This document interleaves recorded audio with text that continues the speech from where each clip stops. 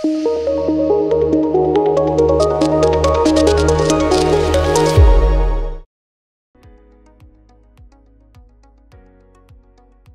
Viewers, నేను doctor సుమా, consultant 39 fertility centre Vijayawada. ఈ మధ్య తరచూ సంతానలేమి సమస్యతో బాధపడే వాళ్ళు మా దగ్గరకు వచ్చినప్పుడు ఆడవాళ్ళల్లో ఎగ్ నంబర్ తక్కువ ఉండడం అనేది గమనిస్తున్నాం. సో ఆడవాళ్ళలో ఎగ్ నంబర్ అసలు ఎంత ఉండాలి అండ్ అది తగ్గితే మనం ఏం చేయగలం అనే దాని గురించి డిస్కస్ చేద్దాం. సో మనకి ప్రెగ్నెన్సీ రావడానికి ఆడవాళ్ళలో ఎగ్ అనేది పెరిగి విడుదల అవ్వాలి కరెక్ట్గా, అండ్ ఆ టైంకి హస్బెండ్ వైఫ్ కలిసి కణాల సంఖ్య బాగుండి ట్యూబ్స్ కనుక ఓపెన్ ఉంటే ప్రెగ్నెన్సీ వచ్చే అవకాశం అనేది ఉంటుంది. సో ఆడవాళ్ళలో ముఖ్యంగా అండాశయంలో నంబర్ ఆఫ్ ఎగ్స్ పైన మనకి ప్రెగ్నెన్సీ వచ్చే అవకాశం అనేది చాలా ఆధారపడి ఉంటుంది. అండ్ అండాశయంలో ఎగ్ నంబర్ అనేది వయసుతో పాటు తగ్గుతూ వస్తుంది. సో ఏజ్ అనేది ప్రెగ్నెన్సీకి సంబంధించి చాలా important determining factor. And age ఎక్కువ అయ్యే కొద్దీ మనము సహజంగా అయినా చూసుకోవచ్చు, లేదా ట్రీట్మెంట్ ద్వారా అయినా చూసుకోవచ్చు, ప్రెగ్నెన్సీ వచ్చే ఛాన్సెస్ అనేవి తగ్గుతూ వస్తుంది. సో ఏజ్ అనేది మనము చూసుకుంటే న్యాచురల్గానే మనకు ఎగ్ నంబర్ తగ్గడం అనేది గమనిస్తూ ఉంటాము. సో నార్మల్గా అరౌండ్ 20 to 25 years చూసుకుంటే ఒక్కొక్క అండాశయంలో 15-20 ఎగ్స్ దాకా మనకు కనిపిస్తాయి. 25 నుంచి 30 సంవత్సరాలకు వచ్చేపాటికి 10, 12, 15 అట్లా కనిపిస్తాయి. 30 సంవత్సరాల తర్వాత నుంచి ఎగ్ నంబర్ తగ్గిపోతూ వస్తూ 40 సంవత్సరాలు వచ్చేపాటికి ఒక్కొక్క అండాశయంలో కేవలం ఒక 5 కంటే తక్కువ నెంబర్ ఆఫ్ ఎగ్సే కనిపిస్తాయి.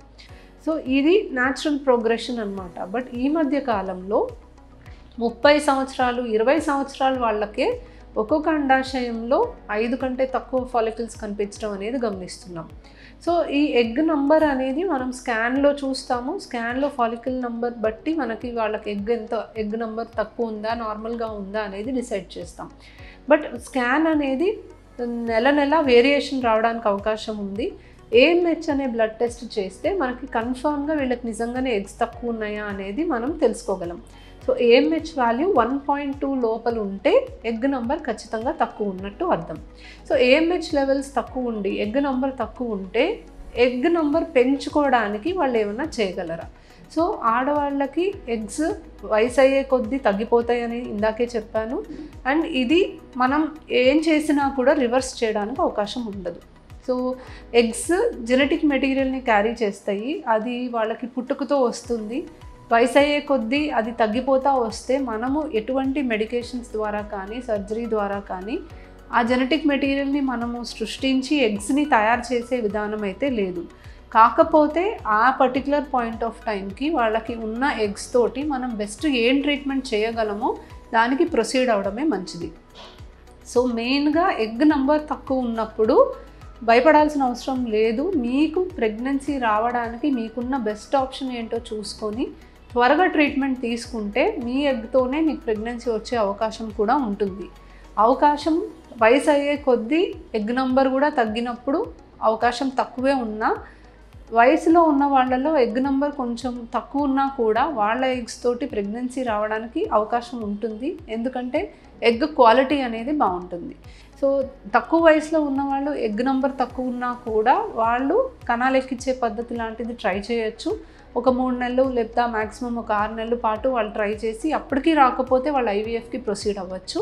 బట్ ఏజ్ ఎక్కువ అయ్యి కూడా ఎగ్ నంబర్ తక్కువ ఉన్నప్పుడు ఖచ్చితంగా IVF is a better option. ఎందుకంటే IVF ద్వారానే మ్యాక్సిమం ఛాన్స్ అనేది ఉంటుంది. So chances egg number normal ఉన్న వాళ్ళతో పోలిస్తే తక్కువే అయినా కూడా IVF ద్వారానే వాళ్ళకి ఆ మాత్రం అన్న అవకాశం ఉంటుంది. కాబట్టి వీలైనంత త్వరగా IVFకి ప్రొసీడ్ అవ్వడమే బెటర్ ఆప్షన్.